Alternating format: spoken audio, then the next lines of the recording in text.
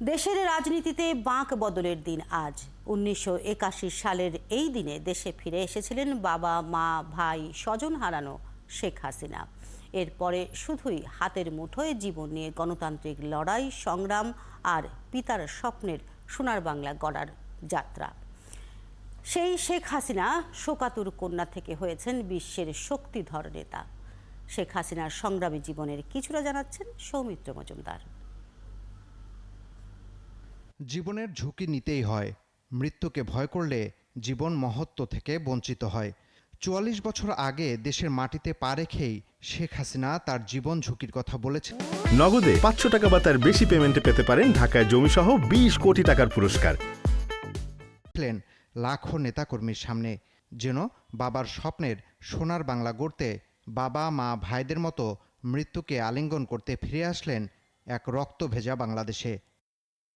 সালটা ৮১, তখন রাষ্ট্রীয় পৃষ্ঠপোষকতায় বীর দর্পে ঘুরে বেড়ায় বঙ্গবন্ধুর আত্মস্বীকৃত খুনিরা।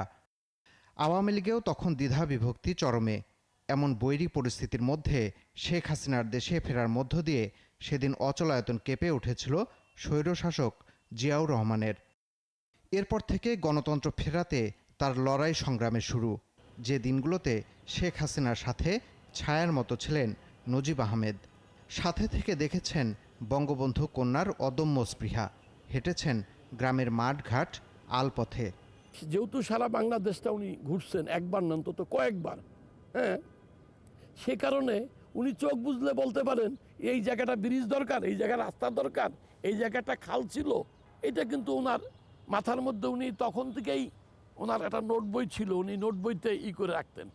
গণতান্ত্রিক লড়াই করতে গিয়ে এ পর্যন্ত ১৯ বার হত্যা চেষ্টা হয়েছে শেখ হাসিনাকে, কিন্তু মৃত্যুকে কখনোই পরোয়া করেননি। আর ওনার একটা জিনিস আমি দেখছি, উনি মৃত্যুর ভয়, কারো চোখ রাঙানির ভয়, কোনো লোভ, কোনো দিয়ে ওনাকে কিছু দমানো যায় না। উনি ওনার লক্ষ্যে পৌঁছানোর ব্যাপার একক।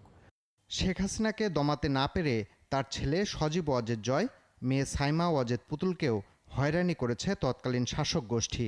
তবু দমে যাননি বঙ্গবন্ধু কন্যা। একটা সময় আসলো উনি হাউস অ্যারেস্ট, ওনার বাচ্চাদের নিয়ে আমি স্কুলে যাই আসি, কিন্তু আমরাও একরকম হাফ ডান অবয়সের মধ্যে এসবি লোকরা তল্লাশির নামে তাদের সাথে মিসবিহেভ করতো, খারাপ ব্যবহার করতো। দেশে ফেরার পর থেকেই শেখ হাসিনা সবচেয়ে গুরুত্ব দিয়েছেন দলের তৃণমূলের নেতাকর্মীদের। সেই শক্তি শেখ হাসিনার সবচেয়ে বড় শক্তি। সৌমিত্র মজুমদার, ৭১, ঢাকা।